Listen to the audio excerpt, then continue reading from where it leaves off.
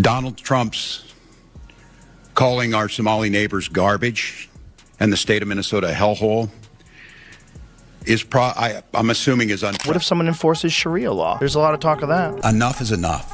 Enough is enough. There's a lot of talk about people in Minnesota are terrified that someone's going to enforce Sharia law in a lot of these Somali Muslim areas where giant Muslim populations are. We are doctors, we are teachers, entrepreneurs, we are elected representatives of our... Tim Walz survived the election, but he did not survive a Joe Rogan conversation. One unscripted exchange, zero mercy, and suddenly everyone is asking questions that nobody ever thought to raise before. What exactly set Rogan off? Why did it spiral this quickly? And how did a casual discussion turn into a full-scale legacy audit? Stay with this, because the exchange is awkward, unintentionally revealing, and living proof that a live microphone is far more dangerous than any debate stage ever could be. There's video of Tim Walz doing the exact same thing. Right.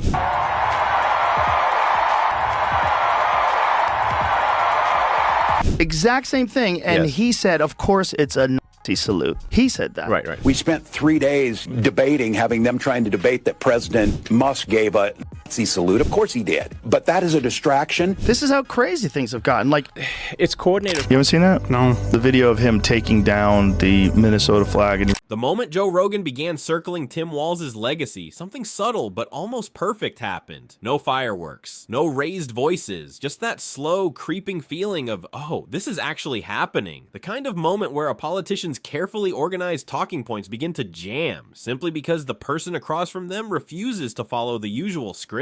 Tim Walz is out there talking again. Did you say you could fight any Trump supporter? Yeah. I think I could kick most of their ass. I do think that if they want to do it. I know I can outrun them, but I don't know if we're going to fall into that place where we want to. He says he kicked their ass, and they're scared of him because he could fix a truck. Like they're threatened by his masculinity. I know how to fix a truck. So he said, like, do you? I think I scare them a little bit why they spend so much time on it. But no, I'm serious because I can fix a truck. They know I'm not bullshitting on this. Yeah. I'm not putting this in people's grill. I bet you don't. The lady doth protest too I much. bet you don't. If you are enjoying this breakdown so far, please hit that like button and subscribe to the channel. It genuinely helps more than you realize. This was not a shouting match. It was not a viral gotcha clip engineered in some editing room at 3 in the morning. This was something far worse. This was curiosity with endurance. Joe Rogan did not accuse, he wondered. And as he wondered, Tim Walz's carefully polished legacy began feeling less like a monument and more like an IKEA bookshelf assembled at 2 a.m. Technically standing, but nobody is fully confident about it. Minnesota Governor Tim Walz, who was running for vice president. I'd never seen this before. People driving by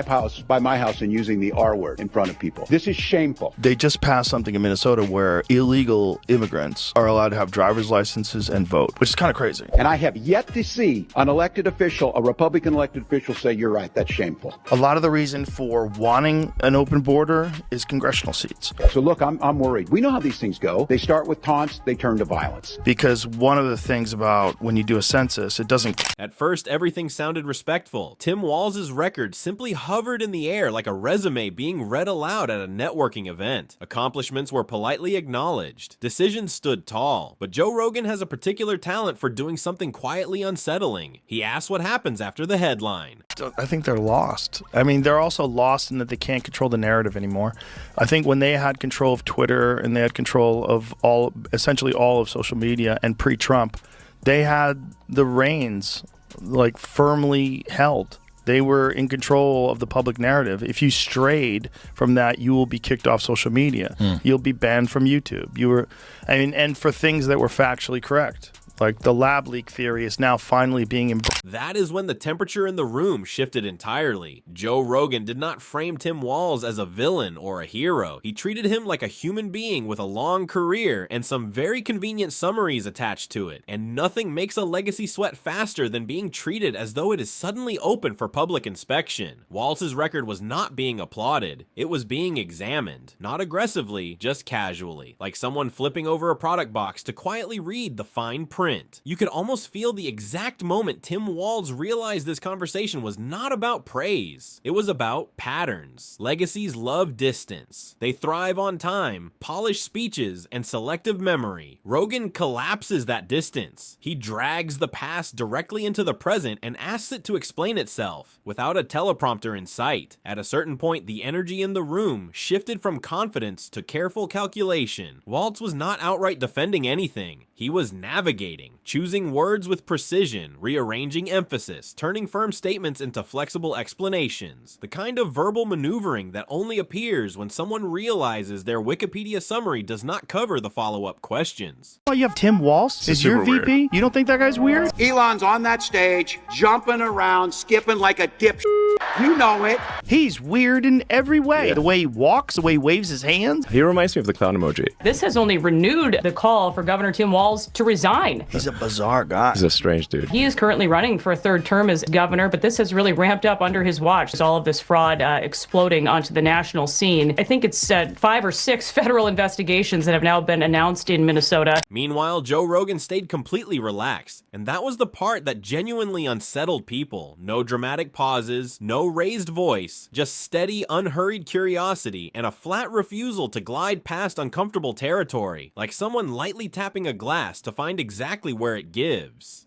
Cracks do not always mean collapse, they mean inspection. Tim Walz's legacy did not fall apart. It wobbled, and wobbling is far more interesting than collapsing, because wobbling invites conversation. It makes people start asking why certain decisions were celebrated while others were quietly filed away under the label of context. That is when the internet leaned in. Nothing unites an audience faster than watching a legacy lose its autopilot. Clips began circulating. Not because Walz said something outrageous, but precisely because he did not. Every answer seemed to be doing 3 jobs simultaneously: explaining the past, protecting the present, and avoiding damage to the future. Rogan kept pulling threads, not tearing fabric, just tugging enough to see what moved. Walz responded like someone who had just realized the conversation had shifted from ceremonial to genuinely conversational. That is when the legacy began to sound tired, not defeated, just worn, like it had been hauling the same narrative uphill for years, until someone finally stopped and asked whether the hill was ever necessary in the first place. Rogan did not challenge intentions, he questioned outcomes, and outcomes are the one thing a legacy cannot argue against on emotion alone.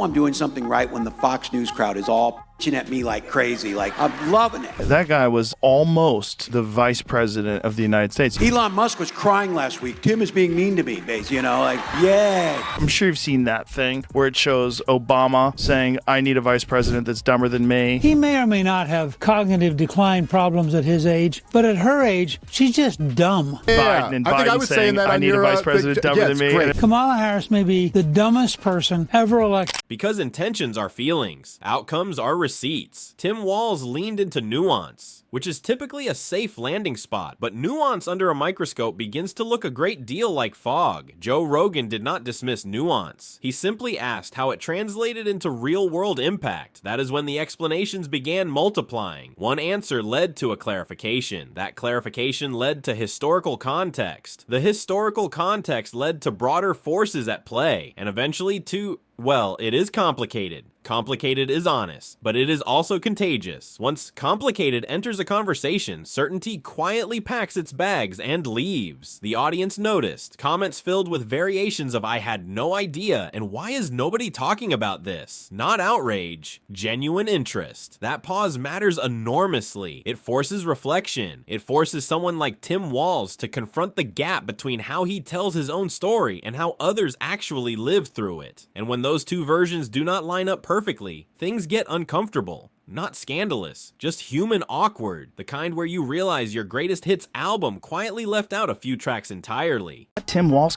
if that guy got into power. And for one thing, don't ever shy away from our progressive values. One person's socialism is another person's neighborliness. Like if Kamala died and Tim Walz, Tampon Tim, was our president. I used to think the Democrats were crazy for saying that men have periods, but then I met Tim Walz. You know how crazy this country would be? These guys come up with the weirdest damn ideas that you will ever imagine. You know it's true.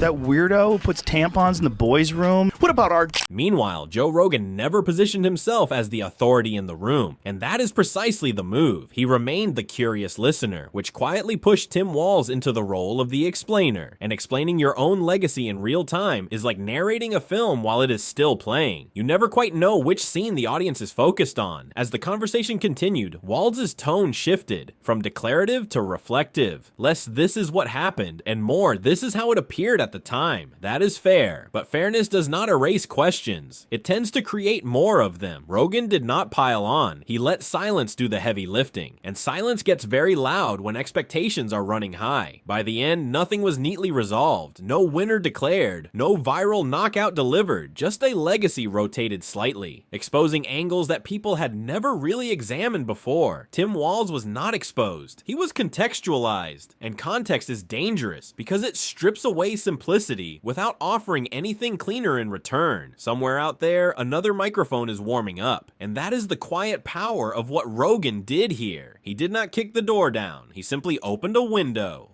The other thing was when they decided that J.D. Vance was weird. Yeah. Remember that one? He calls me weird, but then he lies about how his kids were conceived. Who does that? That's just the weirdest thing I've ever seen. And then they just weirds everywhere. Weird. Oh, you don't want a weird guy. Meanwhile, you have fucking Tim Walz. Is your VP? You don't think that guy's weird? Super weird. Because Minnesota, I mean, they picked this guy. He is weird. Right? I'm not weird. He's weird.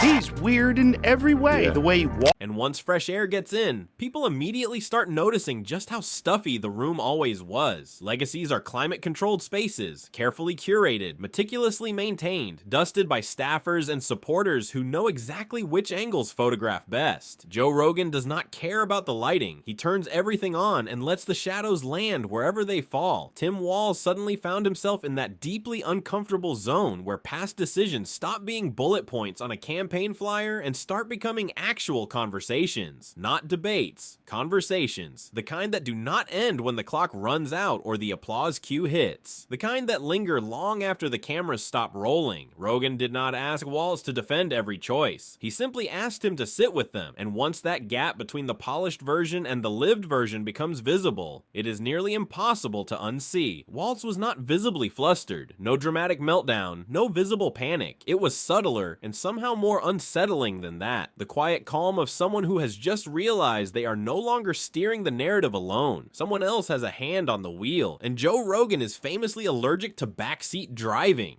Walz said that the First Amendment doesn't apply to misinformation or hate speech. Okay, well, it certainly does. I think we need to push back on this. There's no guarantee to free speech on misinformation or hate speech, and especially around our democracy. Sometimes people say things wrong, and the goal of the First Amendment is you say something wrong, and then this guy who's an expert says the right thing. I've stopped all government censorship and brought back free speech in America. It's back. Well, so much of it turns out to be true. How about masks don't work? You would get screamed at for masks. Every time Tim Walz attempted to reframe his legacy in broad, sweeping terms, Joe Rogan gently pulled it back to specifics. Not accusations, but anchors. The kind that stops stories from floating too far above reality. That is when the audience locked in completely, because people are exhausted by floating narratives. They want gravity. They want weight. They want to see how decisions ripple outward, not just upward into comfortable abstractions. Rogan understands that instinctively. Walz understands it academically, and those are two very different forms of understanding. As the exchange unfolded, Walz's legacy began sounding less like a finished chapter and more like an ongoing footnote, not rewritten, just re-examined. And re-examination feels deeply personal, even when it is not meant to be.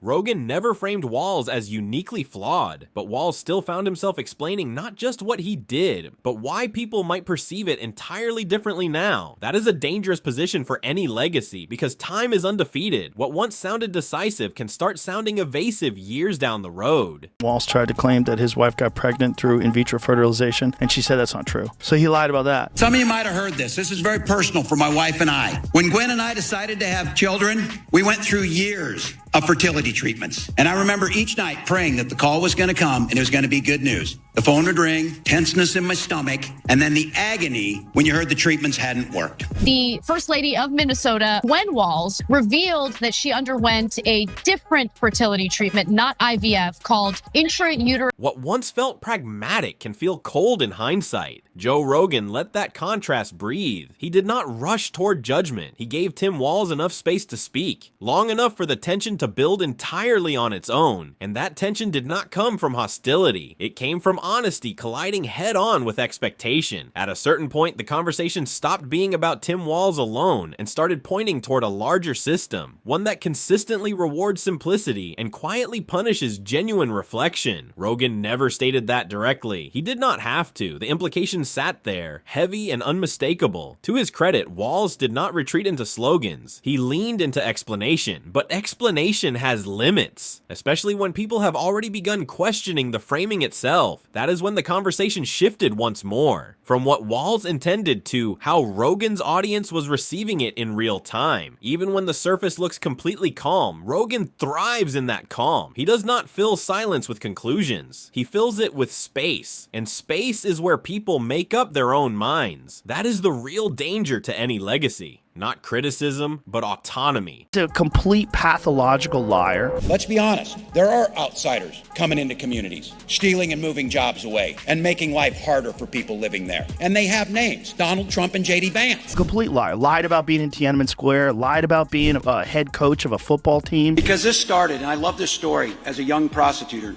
Kamala Harris talked about going in that courtroom for the first time. Pathological liars, people that are habitual liars, they just lie all the time about everything. Oh, you didn't deploy for war. You didn't. Why? By this point, Tim Walz's legacy was no longer being judged. It was being handled, passed from listener to listener, with each person attaching their own interpretation along the way. Joe Rogan functioned less like an interrogator and more like a courier, delivering questions and letting the recipients decide what to do with them. And the internet did exactly what it always does when ambiguity shows up. It overanalyzed everything in sight. Short clips became long threads. Long threads became amateur opinion pieces. Tim Walz's name began appearing alongside phrases like reevaluation and reconsideration, not condemnation. Reconsideration, arguably the most irritating word in politics, because it refuses to let anything settle. It keeps people thinking long after they wanted to stop. Rogan never appointed himself the judge of Tim Walz's legacy. He positioned himself as a mirror, and mirrors do not attack. They reflect, sometimes at deeply unflattering angles. Rogan did not rescue Walz from the awkwardness. He let it sit, which is precisely what gave the moment its credibility. There is a strange, disarming honesty that surfaces when someone realizes they are being genuinely listened to rather than judged. Walz appeared to reach that realization somewhere in the middle of the conversation. The defensiveness eased, the language slowed, the legacy stopped performing and started reflecting. That reflection did not deliver clean conclusions. It delivered complexity, and complexity is kryptonite for viral narratives built on simple takeaways, which made the entire moment even more compelling. Because instead of walking away with a clean answer, people were left holding a question mark. And question marks, it turns out, have a far longer shelf life than headlines.